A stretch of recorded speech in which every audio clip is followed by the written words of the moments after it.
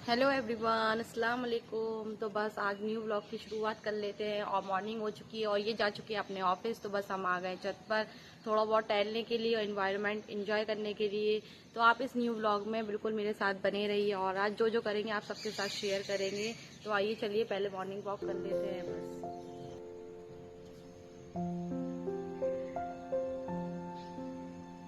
तो बस इसी तरह मैंने 2-3 चक्कर लगाए छत के और काफ़ी दिन बाद आई थी ऊपर।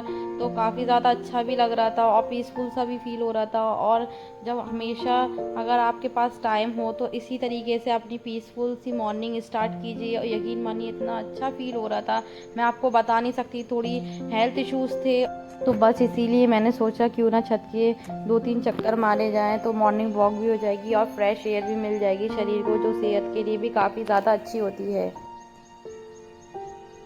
तो बस यहाँ पर हमने पी लिया है थोड़ा बहुत पानी और उसके बाद थोड़ा बहुत वॉक भी कर लिया है। तो बस इसके बाद नीचे जाएंगे और देखेंगे अब मुझे क्या करना है और क्या नहीं। और बस सबसे पहले तो अपने लिए नाश्ता बनाना है, तो वही काम सबसे पहले करेंगे। तो आइए चलते हैं। तो बस अब हम आ गए किचन में अपनी मॉर्निंग टी के लिए। और मुझे सुबह उठकर ये 2 मुनक्के भी खाने हैं और क्यों खाने हैं ये मैं आपको आगे बने रहिए व्लॉग में बताऊंगी, क्योंकि मेरे थोड़े हेल्थ इश्यूज चल रहे हैं इसी वजह से। बस यहाँ दोनों मुनक्कों को तवे पर सेक लेंगे थोड़ा सा, उस पर काला नमक लगाने के बाद फिर खाएंगे। ये हेल्थ के लिए भी बहुत अच्छे होते हैं और मतलब जो टाइफाइड है उसमें भी बहुत ज़्यादा काम आते हैं। तो बस इसीलिए डॉक्टर ने जो मुनक्के बताए हम बस वो खाएंगे अब सेक कर।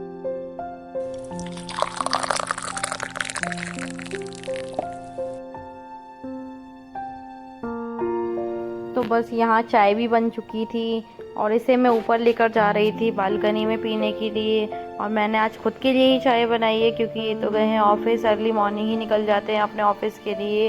तो बस यहाँ थोड़ा बहुत टाइम स्पेंड और करूँगी। और हाँ, आपने सही सुना है, मुझे टाइफाइड हुआ था और इसीलिए मेरे शरीर में बहुत ही ज़्यादा वीकनेस भी थी। तो डॉक्टर ने ज़्यादा कुछ सजेस्ट नहीं किया था खाने के लिए, कुछ ऑप्शंस नहीं दिए थे, सिर्फ पार्ले जी का बिस्किट बताया था दूध से चाय से। तो फिर बस मैं वही खा रही थी और ज़्यादा मीठा होने की वजह से मैंने एक मटकी भी ली थी खाने में। तो बस इसी तरीके से आप अपने दिन की शुरुआत कर सकते हैं, सुबह थोड़ा जल्दी उठकर मॉर्निंग वॉक कर कर। ये आपके लिए खुद के लिए मी टाइम होता है जिसमें आप खुद को टाइम दे सकते हैं। दिन भर आप इतने मशरूफ़ रहते हैं कामों में कि खुद के लिए टाइम मिलता ही नहीं है और पता भी नहीं चलता कि आपका दिन कब गुजर गया। तो इसी तरीके से बस अपने लिए टाइम निकालें और अपने दिन की शुरुआत बहुत पीसफुली और काम तरीके से करें, जिसका आपका जो दिन है वो बहुत अच्छा भी गुजरे और आपके जो काम हैं वो धीरे धीरे अच्छे से होते रहें।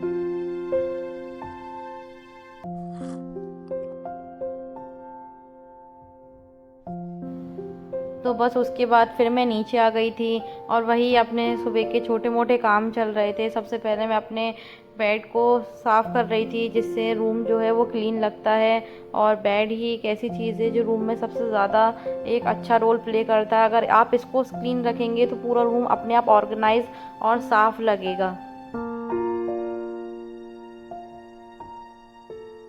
और मैं तो बार बार बेड क्लीन करती रहती हूँ क्योंकि ज़्यादातर उठना बैठना बेड पर ही होता है, क्योंकि कहीं और मौका नहीं मिलता बैठने का। तो बस रूम में एंटर होते ही सबसे सामने बेड ही है, तो बस बेड दिखता है तो बस वहीं आते ही बैठ जाते हैं। तो बार बार चादर ख़राब भी होती है, सही भी रहती है, तो बस मैं उसको सही करती रहती हूँ। और धीरे धीरे और भी काम समेट रही हूँ। ये सब ज़मीन में कबाड़ा पड़ा हुआ है, इन सबको समेटना है। रजिस्टर वगैरह नीचे पड़ा है, डस्टबिन, वाइप्स वगैरह, तो बस इनको समेट के इनकी जगह पर रखूँगी। ब्लैंकेट स्टोर में रख कर आऊँगी जिससे सारा सामान जो है वो क्लीन हो जाए और रूम मैसी ना लगे। और मैं अपने सारे बिस्तर जो है वो स्टोर रूम में रखती हूँ। बस स्टोर रूम में से रख कर आने के बाद अब ये दरी वगैरह तय करूँगी जो बाहर रखी हुई है। और बस इस दरी वरी को तय कर कर बस रूम हो जाएगा सेटिस्फाइड और साफ़ सुथरा। और मैं भी सेटिस्फाइड हो जाऊंगी रूम को क्लीन करने के बाद, एक एक सामान उसकी जगह पर रखने के बाद।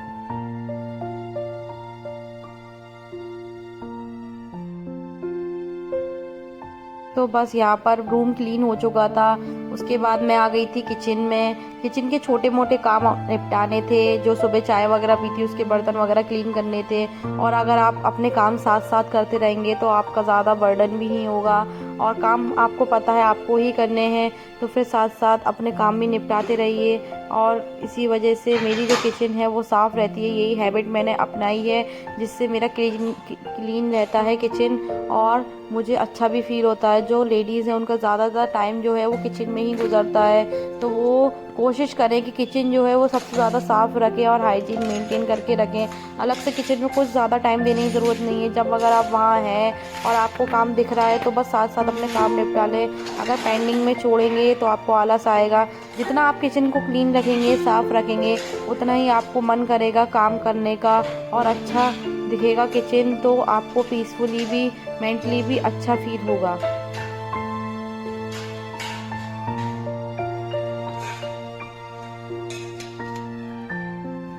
तो बस मैं किचन में आने के बाद सबसे पहले सारे जो बर्तन हैं वो सिंक में इकट्ठे कर देती हूँ, और जो साफ़ बर्तन हैं उनको उनकी जगह पर लगा देती हूँ। सबसे पहले दिन की शुरुआत करें किचन में आकर तो पहले इसी काम को निपटाएं, जिससे किचन सबसे ज़्यादा साफ़ लगता है। वो यही काम होता है। जब तक बर्तन अपनी जगह पर नहीं लगेंगे, आपका जो किचन है वो आपको साफ़ नहीं लगेगा। तो यही काम अपनी हैबिट के अंदर सबसे पहले डालिए।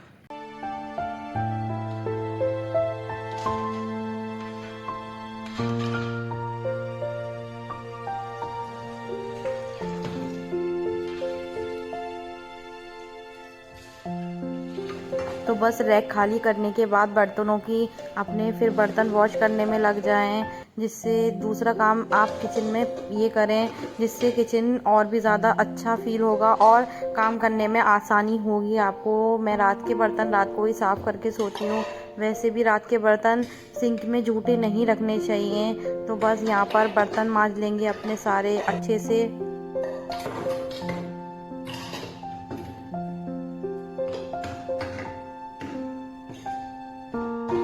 और यहाँ पर मेरे सारे बर्तन जो हैं वो मच चुके हैं, तो बस अब मैं इनको धो लूँगी, और धोने के बाद इनको अपनी जो बास्केट खाली करी थी उसमें रखूँगी। बस यही काम जो है वो किचन में करने के बाद आपका जो आधा सा किचन है वो सिमट जाता है। जैसे रूम में बेड क्लीन करने के बाद आधा रूम क्लीन लगने लगता है, उसी तरह किचन में बर्तन साफ़ होने के बाद आधा किचन जो है वो सिमटा हुआ लगने लगता है। तो ये दूसरी टिप है आपके लिए किचन की।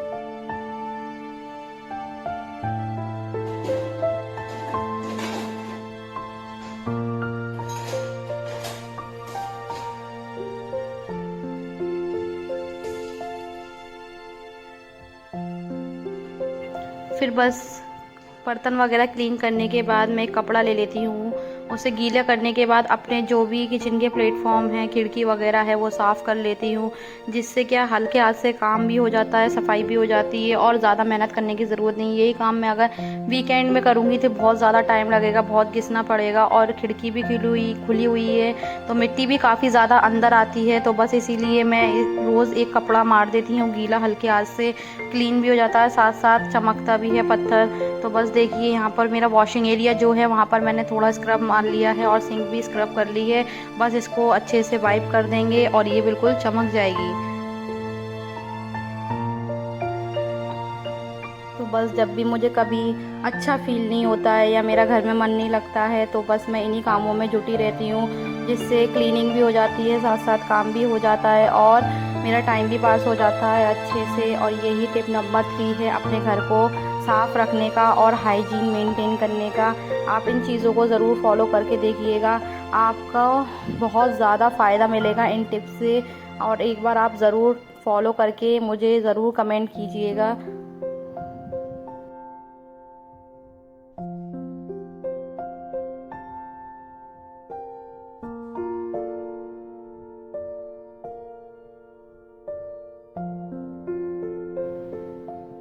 तो बस टिप नंबर 4 शेयर कर लेते हैं। जब भी मैं कपड़े वगैरह धोती हूँ तो मतलब मैं ये डिसाइड करती हूँ कि वॉशरूम वगैरह भी हाल के हाल वॉश कर लूँ। मैं वीकेंड में सैटरडे को कपड़े धोती हूँ तो उसी दिन टॉयलेट, बाथरूम सब कुछ क्लीन करती हूँ, जिससे घर मेंटेन भी रहता है, अच्छा भी रहता है। और जो भी बाथरूम के अंदर सर्फ वगैरह की पॉलीथीन होती है, कचरा होता है, उसके लिए मैंने एक प्लास्टिक का बॉक्स बना रखा है। आपके पास कुछ भी फालतू कंटेनर पड़ा हो, आप उसको बना सकते हैं और उसमें अपने घर के जितने भी ये गंदे वगैरह बाल वगैरह निकलते हैं बाथरूम में, वो सब गंदगी उसके अंदर रख सकते हैं आप। और जो भी बाथरूम में यूज़ होने वाले बर्तन होते हैं मैं वो साथ साथ लोहे के स्क्रब से घिस लेती हूँ ताकि ये भी साफ़ हो जाएं अच्छे से। और इनको घिसने के बाद फिर बस मैं टाइल्स वगैरह अपने साफ़ करती हूँ। यही मेंशन करती हूँ कि मैं साथ साथ अपने जो बाथरूम के बर्तन हैं वो भी क्लीन रखें, क्योंकि अगर हम नहा रहे हैं और बर्तन गंदे हैं तो वो भी अच्छा फील नहीं होता है देखकर उनको। और जो पानी के निशान हो जाते हैं बर्तनों के अंदर वो भी बहुत बेकार लगते हैं। तो साथ साथ नल पर भी एक हाथ मार लेती हूँ। यही टिप नंबर 5 है अपने।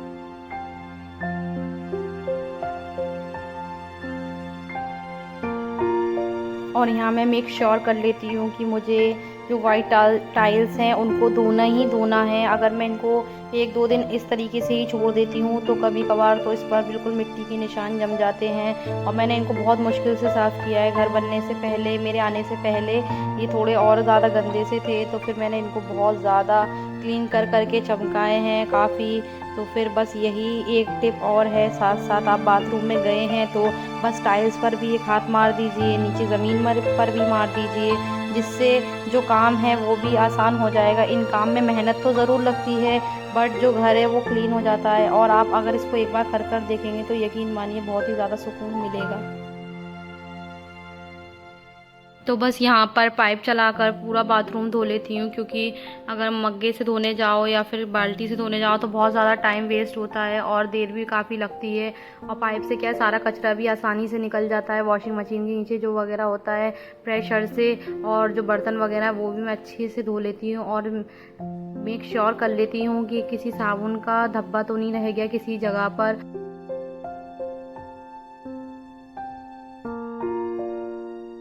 तो बस अब आपको ज़रूरत है बहुत ज़्यादा ताकत की, और ताकत से पानी सूखने के बाद बाथरूम क्लीन भी हो जाएगा और आप फिसलेंगे भी नहीं अगर बाथरूम में आएंगे। अगर आप बाथरूम सूखना नहीं चाहते तो आप इसको यहाँ भी छोड़ सकते हैं। इसी के साथ आपका जो बाथरूम है वो बिल्कुल क्लीन हो चुका है। और देखिए बस बाथरूम कितने अच्छे तरीके से चमक रहा है। कभी आपके घर गेस्ट वगैरह भी आ जाते हैं तो बिल्कुल उनको बाथरूम जो है वो बिल्कुल क्लीन मिलेगा, तो वो भी आपकी तारीफ़ करेंगे कि घर का एक एक कोना जो है वो चमक रहा है।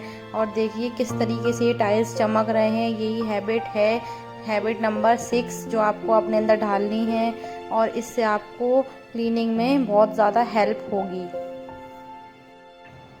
तो बस जो बाथरूम में मैं खाली बॉक्स रखती हूँ सर्फ एक्सेल की पॉलीथीन वगैरह वेस्ट रखने के लिए, उसको भी मैं खाली कर लेती हूँ जब साथ साथ जब मैं बाथरूम क्लीन करती हूँ, जिससे नेक्स्ट टाइम जब मेरे को सर्फ एक्सेल वगैरह की पॉलीथीन रखनी हो तो डस्टबिन मेरे को खाली मिले। और ये रूम का डस्टबिन भी मैं साथ साथ खाली कर लेती हूँ ताकि रूम में जो भी हम कचरा रहता है वो सब साफ़ हो जाए। और इस तरीके की एक पॉली बैग आप खरीद सकते हैं मार्केट से, या फिर अगर आपके घर में राशन वगैरह आता है उन पॉलीथीन को रख लेते हैं। और इसमें मैं अपने सारे जो डस्टबिन है वो सारे खाली कर लेती हूँ, अपना मेन गेट का और जो भी किचन वगैरह का डस्टबिन है वो सब खाली कर लेती हूँ, जिससे आपके जो डस्टबिन भी क्लीन रहेंगे तो भी ज़्यादा हाइजीन मेंटेन रहेगी, डस्टबिन में कीड़े वगैरह नहीं लगेंगे और साफ़ सुथरा भी रहेगा।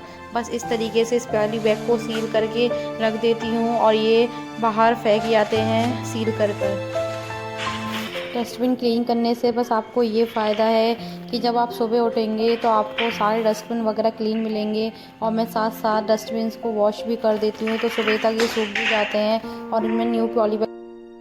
हैबिट नंबर 8 है कि जब आप बाथरूम में ब्रश वगैरह करते हैं तभी एक ऐसा स्क्रब हैंडी रखिए, मतलब आसपास रखिए वॉश बेसिन वगैरह के, जिससे आप जब कॉलगेट वगैरह करने जाएं तो हाल के हाल बस इसको 5 मिनट के अंदर ऐसे स्क्रब कर दें और बस इसको वाइप करने के बाद अच्छे से मग्गे से पानी डालकर धो दें, जिससे जो बाथरूम वगैरह है वो क्लीन लगेगा। और मैं जो जिस बाथरूम में मैं नहाती हूँ वो तो मैं जब नहाती हूँ तब रोज़ ही क्लीन करती हूँ, जिससे मेरा बाथरूम में भी हाइजीन मेंटेन रहती है और क्लीन भी रहता है और चमकता भी है।